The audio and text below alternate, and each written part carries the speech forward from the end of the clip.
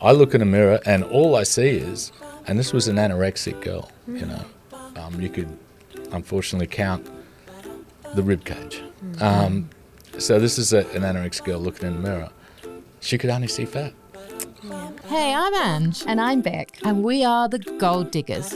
Because we believe there's gold found in everyone. Everyone is unique, interesting, and exciting with a great story to share. And we aim to find it. The question is, can we rise to the challenge and strike gold? Honey, you're my sugar. Eating disorders are a huge thing in Australia and probably not discussed as much as they should be. But today we have Mark in, and Mark has done some amazing things for eating disorders. He's established a charity that is the first in Australia to set up houses to assist those who are suffering that. So today's podcast is really interesting, isn't it, Ange? Yeah, I was actually really surprised to learn just about the magnitude of this issue, and so many parents are suffering with teenagers with eating disorders and not knowing what to do and not having anywhere to go. So I love the fact he's started a charity called endED, because that's what they want to do, is end the suffering for parents with teens going through this. So it's really interesting to listen to Mark's story. He goes quite deep into his experience as a parent, so stay with us. Honey, you're my sugar. So this is how it works. One of us knows who the mystery guest is and the other one doesn't. And today it's Ange's turn to dig the gold out of our guest today, Mark Forbes. So Ange, can you Tell guess me about you? him. Yes, I've got 3 points for you. Yeah. And I'm just going to cheat and look at my phone. So Mark is a multi-award winning business owner. He is the founder of endED Australia. Okay. And Right, yeah, is that a charity? yes, it is. Okay. And endED. endED. Okay. E-N-D, capital E, capital D. Okay. Yeah. Perfect. Lovely. Well, I like that, yeah. And point number 3 is they are raising their granddaughter. Okay. So Beautiful. let's bring Mark in. And Welcome, Mark. Woo! welcome to the show, Mark. Oh, thank you. It's a Great to pleasure to have be here. It's great to have you here. Thank you so much for being with us. Now, the first thing I pick out is your surname is Forbes. Yes. And you're a businessman. Yes. Now, isn't there a business magazine called Forbes? Yes, I wish I could say I was connected, but no, sadly not. Have you ever been in it? No. So you are a multi-award winning businessman. So what is your business? Well, the awards were a sort of past life. I had an engineering company. We used to make concrete batching plants and concrete mixers, and I did my apprenticeship with my father, actually. Yep. He schooled us up the hard way. For instance, a bowl full of concrete is 6 cubic yards full of concrete, and that bowl would be sitting in the sunny paddock with the sun beating down on it, and he gave you a jackhammer and said, "You got to dig all that concrete out of there, and you get $100." It'd take me 5 days. Yeah, wow. And you get $100. But if you don't make it through the 5 days and you don't do the job, you get nothing. So that was a very valuable lesson for me growing up, is to finish what you start. Or not start at all. Or not start at all. You got to weigh that choice up then, don't you? I mean, I think $100 probably had more value back then than it does maybe today. Yes, it's still hard yakka, $20 a day. But Yeah. for jackhammering concrete. And how But old anyway, were you at that time? I was 15 at that stage. Yeah. Okay, so young man, 5 days, you've earned $100. What do you spend it on? Well, that's a good question. I was saving up for a car, actually, and I saved up and bought my first car. It was an EH Holden for $400. Yeah, So right. that was a good way to get there. Back in the days when you could buy cars for For $400. $400. And they worked. Yeah, they were. But yeah, that put me in good stead for later in life. Back in 95, we employed 65 people at that stage. Wow. And we won, in 95, Telstra Small Business of the Year award, for Queensland. Well, that's less than 100 employees was the award. And then we were runner-up in 95 for the Australia award. Wow. Yeah, so that was a good Amazing. start. Like, so you've gone from this young 15-year-old boy that's digging concrete out on a hot sunny day for $100 Yeah. to a multi-award winning business owner. So what was that journey for you? What inspired you to want to go into business, and how was it like digging concrete to get to that success point? Look, I suppose I never liked doing what I was told, and I never liked having to conform. So I always looked outside the square, and if somebody said you can't do that, well, I'd make sure I've worked out a way to do it. Yeah. So when this company came available, I had 4 weeks pay left in my pocket. I was renting a home, but I convinced the owners of this company to sell it to me. And looking back now, I often shudder and go, how the hell did that happen? But anyway, it did. But it was just true belief in what you step forward to achieve. You jump into it, boots and all, 100%. And don't look back. Don't question it. Just go for it. If your heart and soul is in it, which it always was for me and always is. So what was that deciding factor for you that you would go all into this? Was it an absolute belief that you knew that business was your future, that you could make a success of this? I knew I had belief in myself that I could make a success of it, yes. Was it what I always wanted to stay with? No.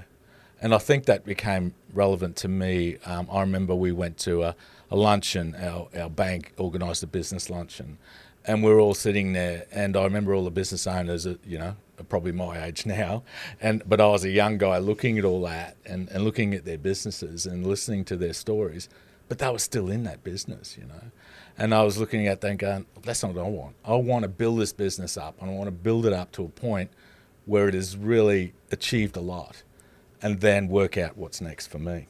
Yeah. So was your motivation like financial success, or was it to build something that you could pass on to next generations, or for the people that work with you? It was never, for me, it was never the dollar. The dollar was always last. It was what's your heart and soul, what's your passion, what's your belief. And then if you followed that truly, and then the people that you employed, you looked after them, and you build a quality product and looked after your customers, the dollar comes. Yeah. You don't put it first, because if you put it first, that's totally us up, really, and it doesn't work. Yeah, it's such a key to business. My family's all in business, and I think the way you treat your employees, the way you treat your customers is so important, so paramount. My father's business, he's had people with him for many, many years, like almost from the start, because he's treated them well. And I think then you really get that loyalty from your team. Oh, totally. Look, I remember we couldn't get finance to have a buyback for this company. Couldn't get any bank to look at us. But a broker said, talk to the Commonwealth Bank business broker at Springwood. So he came up and had a look around. And I had 24 hours left to get the funds to buy this company back, or else the deal's off the table. And he walked around and he sat and said, what do you want to do? What do you do here? And I showed him. He said, take me through the factory. We walked through the factory. We come back and sat down, and he said, I'll get you the money in 24 hours. I said, what's the point of difference with you? He said, I wanted to walk through your factory to see the response from your employees. Wow. And each and every one of them stopped, and you talked to them normally. Didn't do it for me. I could see that that's real. Yeah. So for me, that was a point of difference, that why we funded you. So. Yeah, 100%. That's great to hear that. I often think for entrepreneurs, there comes a point where you have to take a massive risk to really find success. And not everyone has the constitution for that. Was there a moment like that for you that you said, okay, this is a real leap of faith. I'm putting everything on the line here for this, but I'm going to go for it? No. You never did Never that point. Okay. No, and that's how I still live now, with our charity, and we'll get to that. But I still live that way now. If I hesitate, it's like if you hesitate, you're walking across that tightrope. If you hesitate, you fall off. Yeah. You've just got to keep on it and stay true. Yeah, beautiful. And so you're still in business now? We work full time for our charity, my wife and I, now. It's a really full time job for us, but it's a labour of love for sure. Yeah. Okay, so you've obviously then transitioned. Is your business still running and someone else is now in control? No, in 1997, the Asians come in and we were pretty successful. We went into exporting our products, and I think 96 we won New Exporter of the Year award, Queensland, Peter Beattie Award. And then the Asians sort of took notice of that, and they come knocking on the door, said, we want to buy in. And I said, I don't want a partner. If you want in, you take the lot. So we went to the Bricky Creek Hotel and did the whole deal on the napkin, which was interesting back then. But it didn't go quite that easily, obviously, with the Asians and the business deal. But it worked out fine. So that was my exit out of that industry. So was that like a retirement plan, or was no? It was next step. Okay, what's next? Yeah. And what was next was we ended up building a village-style shopping centre in Sandgate.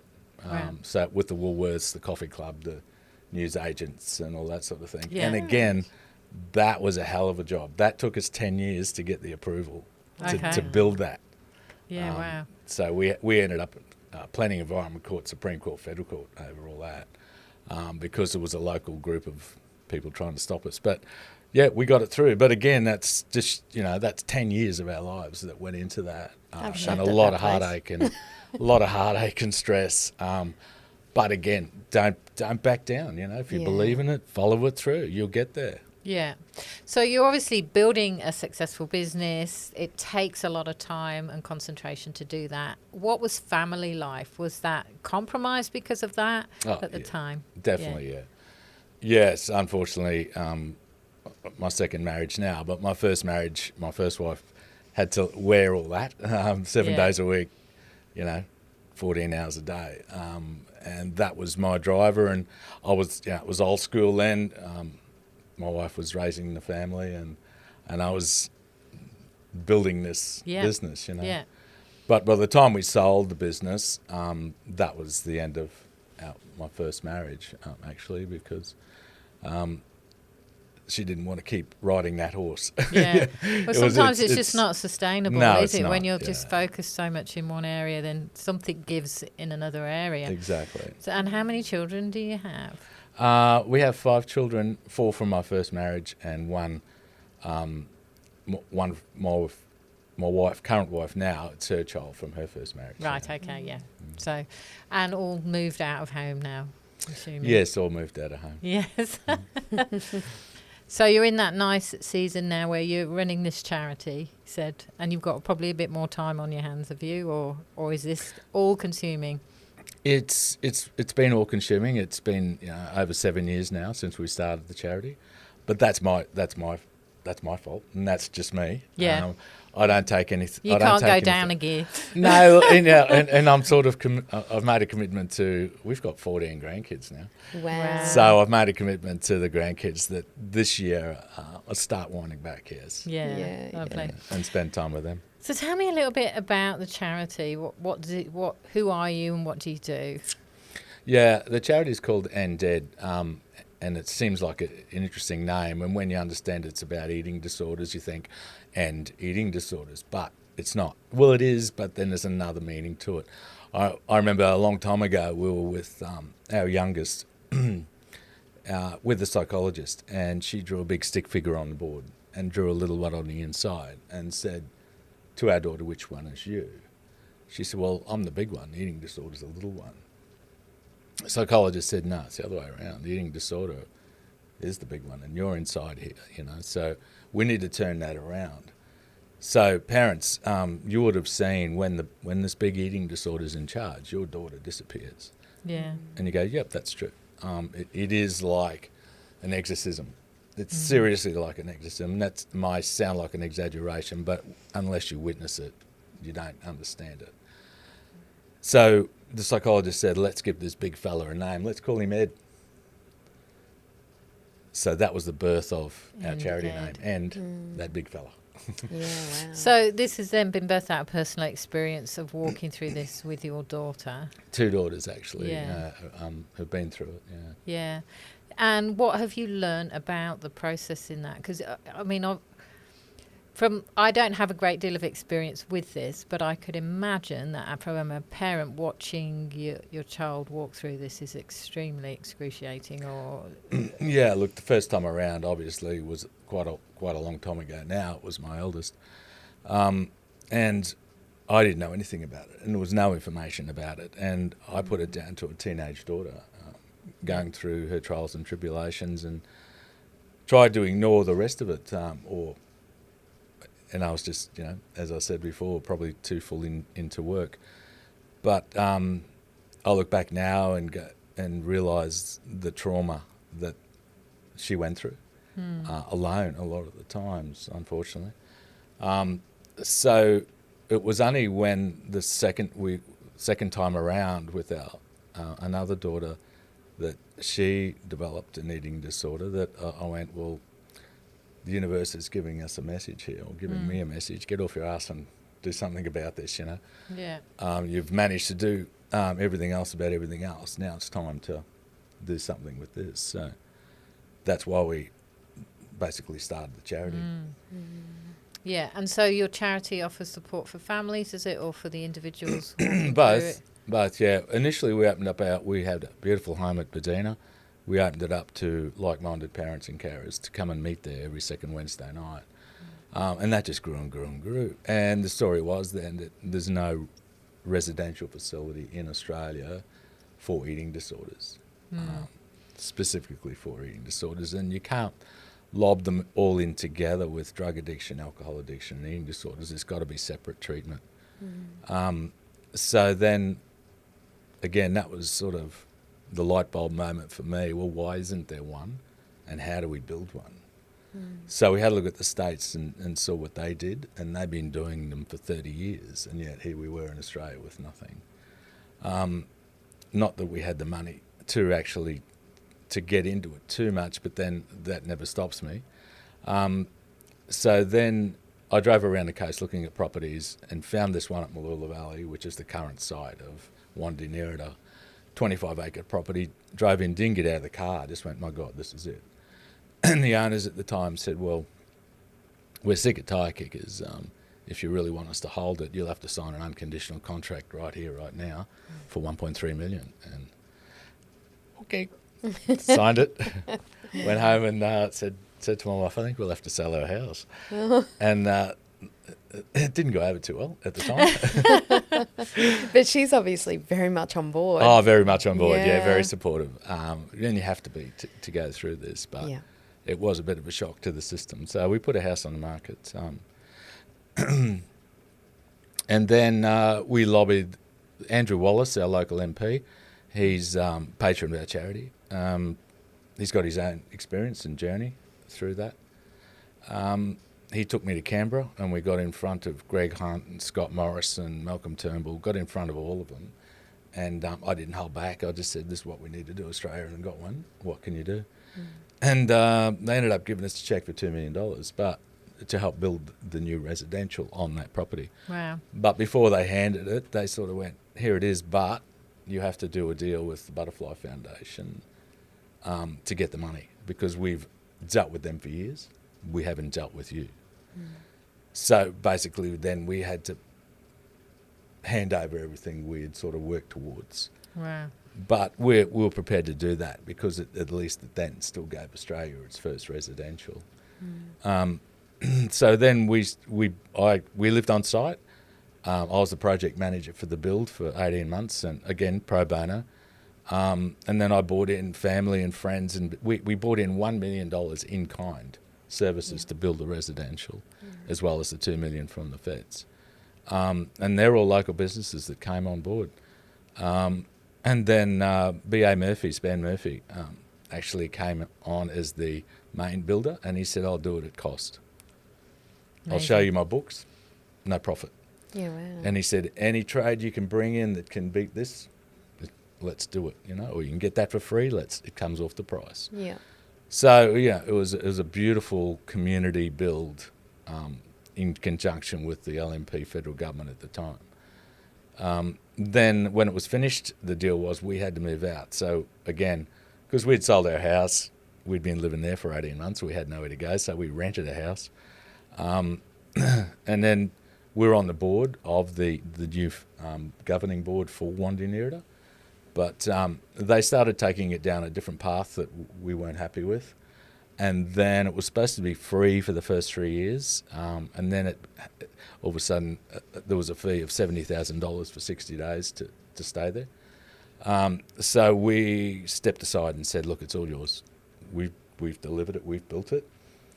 I missed a vital point there. Roy and Nola Thompson, local philanthropists, they wrote us a cheque for $1 million. Wow. I went round. I was at a meeting one day, and he said, "How are you going to build this?" And I said, "Well, here's the plans. Yeah, have you got enough money? Have you secured the land?" And, "No, not yet. We're working on that. Come and see me before you go." So I gave him my business card, and he turned to Nola, his wife, and said, "We just bought this guy's business card for $1 million." You know. I hugged his wife Nola and kissed her, and he said, "Don't you hug me?" I said, "Yes, I'm going to." So I gave him a hug, and he said, "Come round to the apartment on Monday. I'll give you the cheque." So no paperwork, no nothing. You just did it. Amazing. You know. It was amazing. So between Roy and Nola and community and the federal government, we delivered it. But yeah, it was supposed to be free. But then the $1 million, what we said to Butterfly is, look, we'll walk away and leave it with you. Where at least it's there and it's going. We don't agree with how it's ended up, but so be it. But give us back the $1 million. And they did. And then we went and bought the property at Woombai, West Woombai, which is now the endED House of Hope. Right. Okay, wow. So you now have 2 homes. Yeah, well, we actually then moved into the West Woombai home and lived there while we set that up. And then when it was ready, we had to move again out of there, you know. But at that stage, my wife said, "Look, you know what? This has been great, but I want a house back that I can call ours." Yeah. I went, "That's fair enough after 7 years." So, So we've gone from no houses in Australia to 2 houses in this area for people with eating disorders. How common is it in the localised area? And so are the houses full? Are you struggling to find people to fill them with, or is you just inundated? sadly inundated. When you look at the percentage across Australia, and you look at the population of the Sunshine Coast, it relates to about 57,000 people on the Sunshine Coast directly impacted by an eating disorder. And when I say directly impacted, it's not just the person with the eating disorder, obviously, it's the whole family. And that's where you get a number of 57,000. So we really need a residential like Wandinirida in each state of Australia. But as importantly, if not more importantly, you need a House of Hope to go alongside that. Because once that person finishes the residential stay, whether it be 60 days or 90 days or whatever it is, if you go home without a support team or a place to go, that can unravel pretty quickly. Yeah. Because you're going back into a community that does not understand, and you're going back to a family who goes, "Oh, you're fixed now, you're right," you know. It's not that simple. That 60 to 90 days residential stay is the first step moving forward. Yeah. You need, like the House of Hope at Woombai, a transitional day program facility where they can come in and feel comfortable and welcome and understood. Yeah. And how does that run? Like, do you have nutritionists who live in the house, or they come to the At house? the House of Hope, Psychologists probably. yeah, at the House of Hope at Woombai, nobody stays there overnight. It is just a day program house. Right. But the key to our point of difference as to why we're successful in working with eating disorders is we now employ 8 lived experience girls, women, who have beaten this and come out the other side. Now they've got their own credentials as counsellors and psychologists and different modalities, but the key point is their lived experience. So when that person with an eating disorder or a family comes to us, one of our girls will go, for an instance, it sometimes takes a long time for somebody to step up and go, "Yes, I own this eating disorder, I need help." And finally, it's usually the mum gets them to the House of Hope. And sometimes we've seen it where they get there, but they don't want to get out of the car. But that's okay, because one of our girls will go and sit in the back seat with her and go, "It's all right, you're here. That's a great start. Yeah. Fantastic, good on you. And hopefully next time you come back, we can get you out of the car. But at least you're here." So that's a different approach, because our girls totally understand, because they've been there. Yeah. And they can, and then when they're ready to step out of that car and step into the house of hope, they can then start their journey. So for someone to be able to recover from an eating disorder, I imagine quite often to access treatment, it's prompted by parents. But does it work that way, or does it only work really when the individual themselves says they want to go? Yeah, it is a real crucial point that person with the eating disorder, and it's the same with alcohol addiction or drug addiction or any addiction. It's that person who needs to own it and go, yeah, I'm ready to give this away. Because the biggest thing that comes forward with people with eating disorders is, and unfortunately it happens if people have had them for a length of time, they're scared of who they are without it, because it becomes their identity.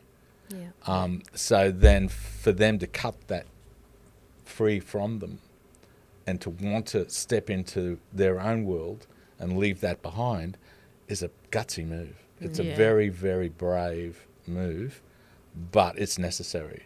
Is it usually something that triggers that? Maybe there's it's either that or your realisation that, the next stage is that I die, or, is it something like that? It's really an individual thing, because we've had people with an eating disorder seriously say, "Look, I know this is killing me," but it doesn't snap them out of it. Where others, they'll realise that if they don't stop this, they may not be able to have children, or if they have a child, they go, "Okay, I need to get on top of this because I don't want to bring this into another life." Yeah. So there's a lot of different triggers that will make a change. So what was that journey like for you personally then, sort of, as parents, you're wanting your daughter to get help, but then, I don't know whether there was a period of time where your daughter's not seeking help. What was that transition? Again, one of the phrases that came out often is, "You can spend as much money on me as you like. You may as well throw it down the toilet, because unless I'm ready, it's not gonna change." Yeah. And that's a frustrating, helpless feeling for a parent. And especially, when I say especially, us as men, we like to jump in and fix things. And that was a big learn for me. It's not something I could jump in and fix. It was something I could jump in and try and help to make a difference with. But I can't fix it. I can support. You mentioned early on you were busy working. Maybe there were some signs that had been missed as parents. What can you recommend for parents to look for so that we don't miss these signs that perhaps our children are struggling in this area, before it gets to such a severe state? Are there things we can do for early intervention? Look, when a young person becomes focused on what they're eating and is more focused on what they look like, and unfortunately in this day and age, that's a pretty common thing. Yeah. So then they want to start carving out different parts of the food intake. That should be a red flag. It doesn't mean it's going to go to where it could lead. Yeah. But all of a sudden, it is a wake up to go, there's a red flag. I'll just keep that one in mind and see where we go with this. The other is, if they start changing friendship groups all of a sudden, going, "No, I'm sick of that group. They don't understand me anymore. I need to find another group." And then they'll come home, "Oh, I found this perfect group of people. They really get me. They understand me. That's fantastic, But then you wait for it a few months later. Nah, I've moved on from them. And why? Why is because that group starts to get too close and find out actually there's something going on here. So then that person will step away because it's threatening the eating disorder. Is it because they don't want to be revealed? Yeah. And unfortunately now we get brought into schools locally now to our girls and our ladies go into schools and talk to teachers and talk to students about this. because unfortunately at schools, it's now a bullying thing of what you eat. You know, oh, you're not eating all that, are you, for lunch? So then they end up forming isolated pockets, you know, to eat their lunch. They don't want to be in a group because they're being watched, you know, Yeah. and this is so unhealthy. Yeah. And it's a form of bullying. Yeah.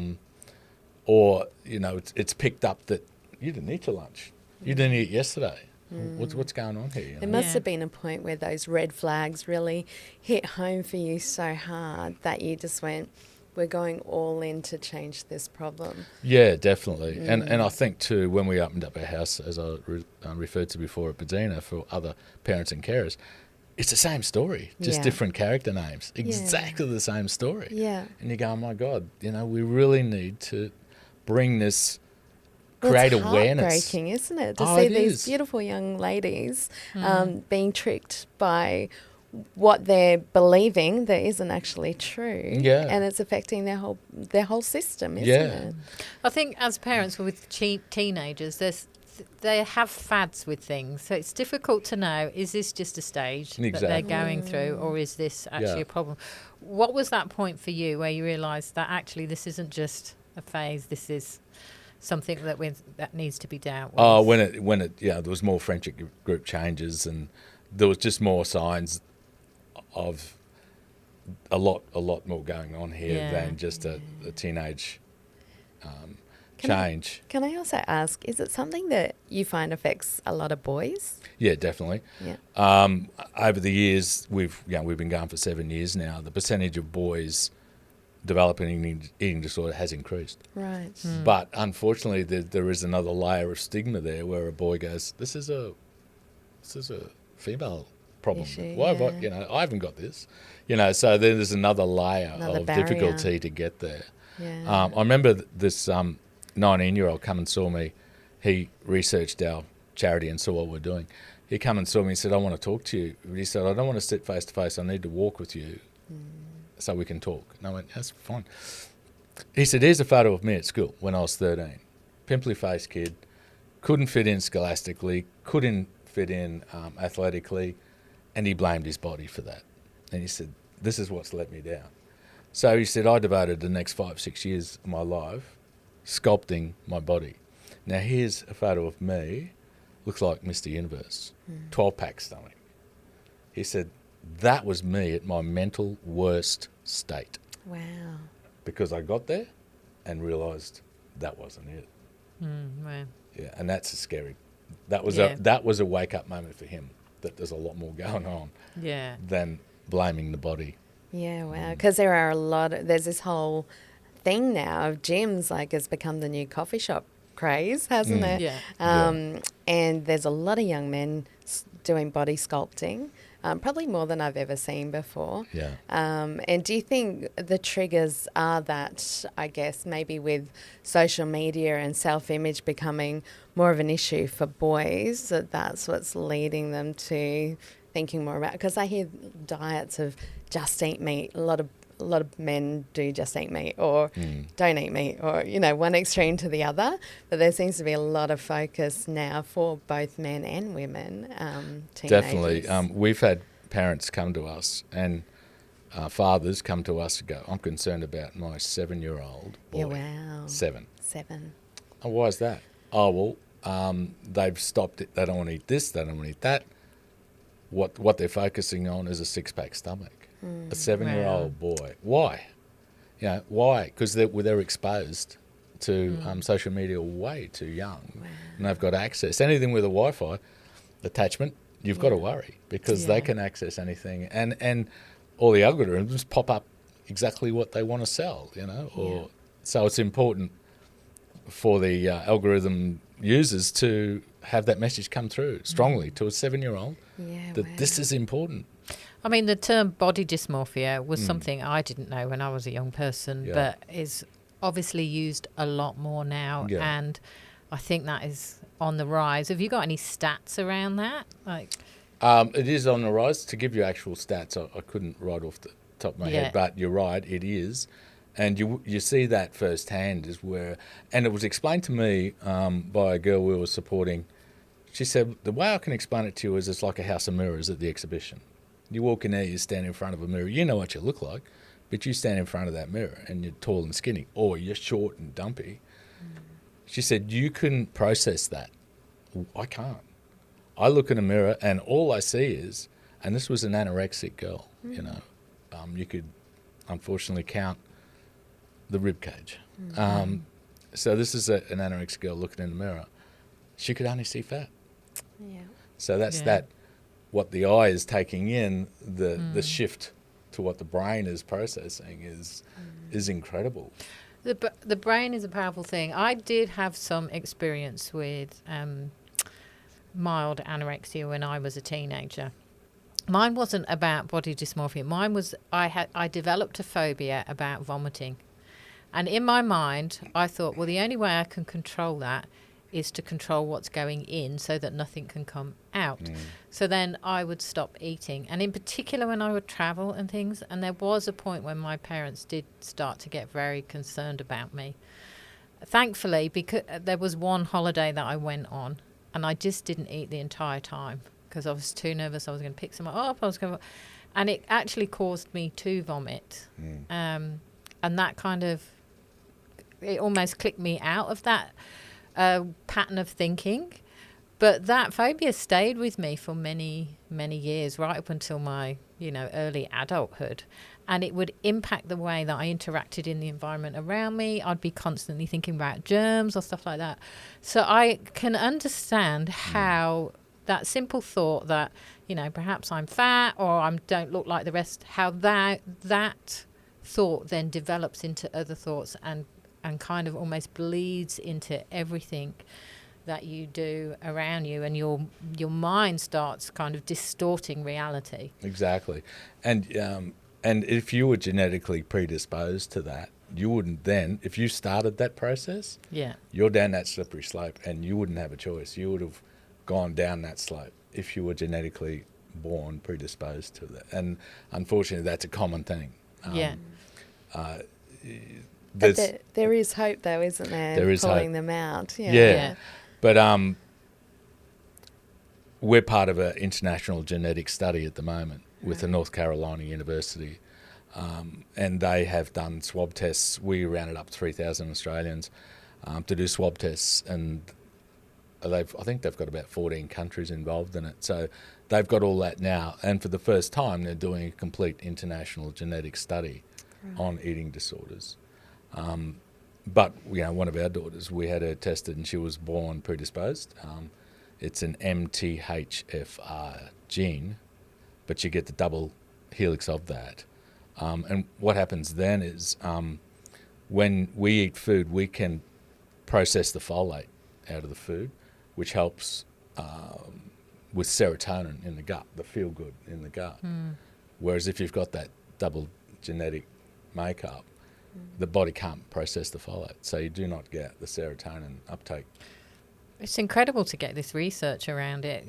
I guess the hope for you is that you are then able to develop the next layer and think, well, how can, if we know someone's got this gene, or is there a preventative thing we can do to stop them? And exactly what that international study's about. But there is a great doctor, Dr. Leanne Barron in Brisbane, and she's a GP, but she specialises in genetics, and that's why we went down that path in the first place. Her own family drove her to this. And then she goes, okay, well, you can't process folate, but in the meantime, you can take this and this and this to supplement it. So she'll work out exactly what you can add to your diet. But that's all great too, but then that person's got to want to take that and want to do that. How do you get a person to want to? They have to find it for themselves. We're working with a beautiful young lady at the moment. She's 30, and the system basically said there's nothing we can do for you, and she rebelled against the system and the typical environment that you'd come across. And if her family was saying, well, look, we're going to lose her, and all we can do is nurse her because we've tried everything. Well, she's now at the House of Hope, and she comes there twice a week. Nice. And she's been coming there for the last couple of months. And that was her own decision? That was her own decision because, again, it was that gentle approach from our lived experience ladies. They invited her in, and said, you don't have to do anything. You can just sit here and do a bit of craft. Or you can just walk. We've got this beautiful 2.7 acres out there with a beautiful rock stream and bridges and pathways and veggie gardens and yoga decks, you know. Or just go and explore. So, and we put in a magnesium swimming pool while we lived there as well. And I was there a few weeks back, and I came there at 2 o'clock in the afternoon, and she came over and just gave me a hug and said, you know, thank you so much. She said, I just spent 2 hours in that pool. I just spent 2 hours in the craft room, and I just had lunch with your eating disorder lived experience girls, you know. And so how many do you actually see recover from this? We've got a pretty good success rate. Yeah. Yeah. But, you know, how do you... The thing is, too, you can't give up on that person. And we've got another lady we've been working with for probably 5 years now. And she comes twice a week she comes.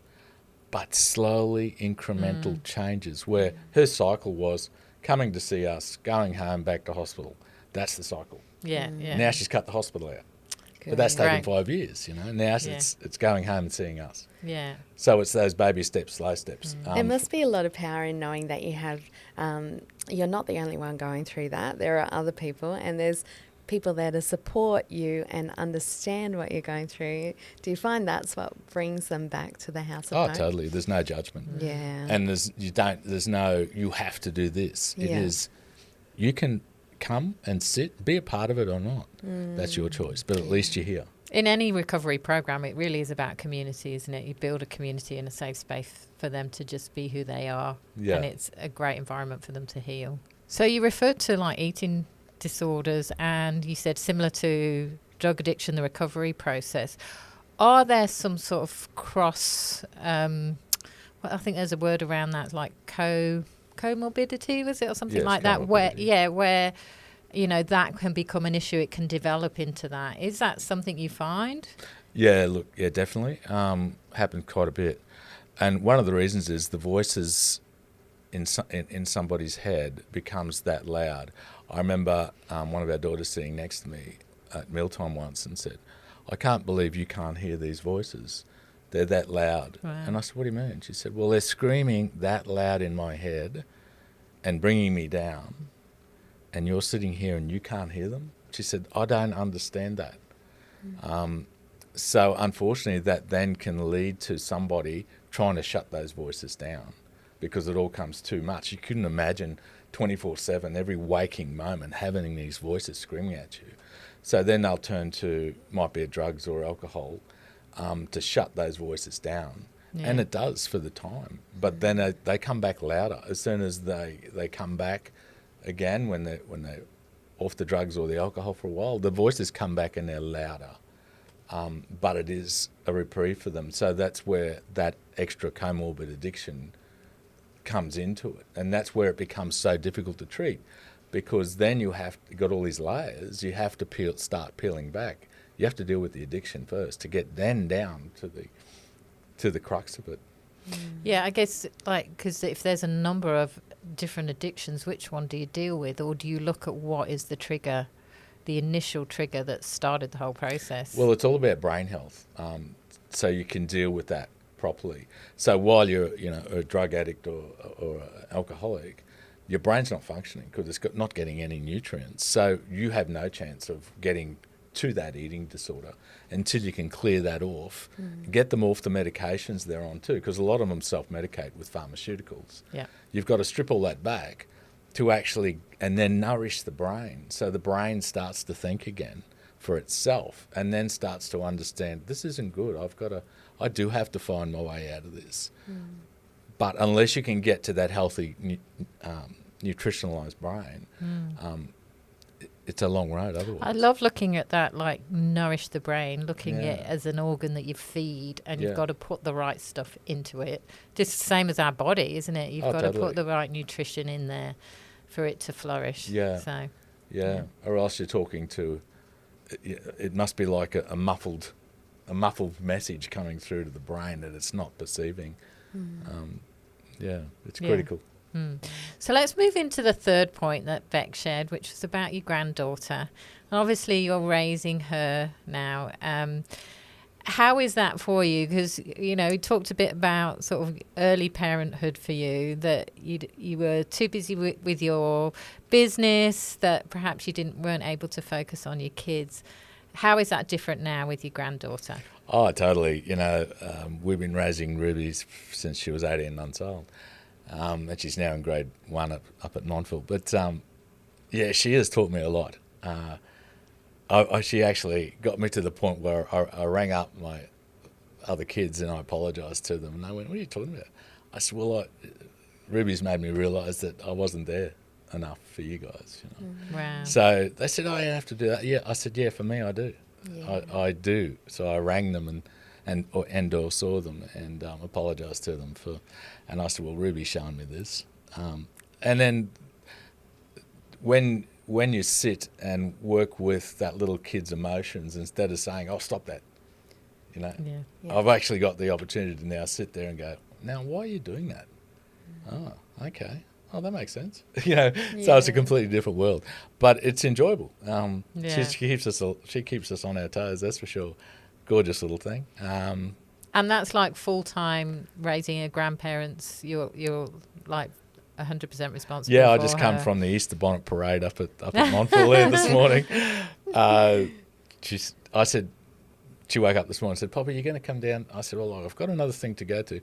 "Well, okay, but at least stop in and have a look at what I'm wearing. Can you do that?" "Yeah, no problem." So I was there for 10 minutes. She saw me and So it was all cute. good. Yeah. It is.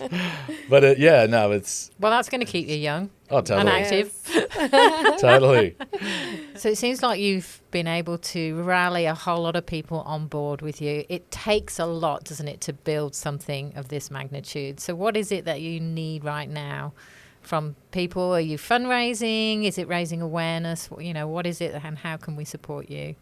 Yeah, that's a great question because, as I said, we're full-time voluntary. We cover the overheads. So basically, the charity's only expense is the wages per year, but there's $500,000 in wages a year that we have to find. Yeah. And you can do a certain amount through fundraisers. Actually, on May the 19th at the Caloundra Turf Club, we have a fundraiser on. If you like horse racing or if you just want to come along, have a good time, raise funds for us, that'd be great. May the 19th at the Caloundra Turf Club. But our next project, we've just, again, used our own money and we've bought a 10-acre property across the road from our charity home, and we intend to put 8 tiny homes on there. Wow. So if somebody wants to, and the purpose of those tiny homes is people come from all around Australia to get support, but there's nowhere to stay. So if the parents, the mum can stay there with their child and walk across the road, get support from us, and then have somewhere to stay. But it's not just the eating disorders. It's we're working, for instance, Connect for Kids. They work with mothers who who are evicted from a home, can't find another one, need a short stay. So if we've got these tiny homes there, then we can provide short stay accommodation. Yeah. So they're about $100,000 a pop, and we need 8 of those. So if anyone wants to jump in and put their company name on a tiny home, that would be Great awesome. idea. Yeah, wonderful. Yes. Well, it sounds like a wonderful thing to support and get on board with. The only one in Australia, by the sounds Yeah. of it. So let's jump on board and support endED. Well, and Yeah. there's so much gold there. Are we ready for some gold? Yeah, definitely. Yeah. I love the transition in your life. Like, you were focused on building a successful business. You'd got a lot of determination, drive, reached the top of your game in that. And I asked you that question, did you ever take any big risks? And you said no. But I think you have. Like, I look at then, you've obviously gone through some personal challenges within your family. And that's caused you to put your house on the market, to risk everything you have for a passion that you pursued. And it was an emotional one and a personal one for you. And you risked everything, really, for making life better for other people. And that's really incredible. You're living your life for the sake of others. And obviously you've been through some significant trials, some probably very traumatizing and devastating moments in there, the things you've witnessed with your own family. But you've turned it on its head and you say, I don't want other families to have to go through this. And there's another layer to that as well. Like how you're talking about your granddaughter now, you're sitting down and you're trying to understand her world. Whereas in your early parenthood, you were probably in your world and trying to get them to understand your world. But now you're trying to understand her world. But I think that journey with your own family has helped you make that transition to try and see things from their perspective. And perhaps with your daughters with the eating disorders, you've had to take yourself out of your world, put yourself in their world to try and understand them. And that's enabled you to do this incredible thing that is to really help transform and change the lives of others and support other families going through this. So congratulations to you. I think there's many more awards to come, whether they're in the shape of a trophy or not. It will be the it will be the encouragement from families. It will be the response that you get to say, thank you, you've really helped my child get through this. They're all the rewards that are to come. So, yeah. So good. Thank you very much. And thank you so much for coming in today. I can just see that organisation going from strength to strength, and I love that it's just pouring into the community and making it a better place for everyone. So thanks for coming on the show and sharing your story with us. Pleasure, and it's a great opportunity. Yes, thank you. Thank you. And all your details will be on our show notes. So if you need to find out all about endED, then check out the show notes, and your website and everything will be on there. So. Fantastic. So that's it for today's podcast. You'll find us on all the major podcast platforms. The podcasts come out every Wednesday. We'd love to hear from you on our socials, the Gold Diggers Podcast. Tell us about your story so we can find the gold in you. Easy as pie, lemon, apple or cherry. Loving you is so very sweet, sweet, sweet. How can it be such a piece of cake? And your smile is the icing. Loving you is a poem. Honey, you're my sugar.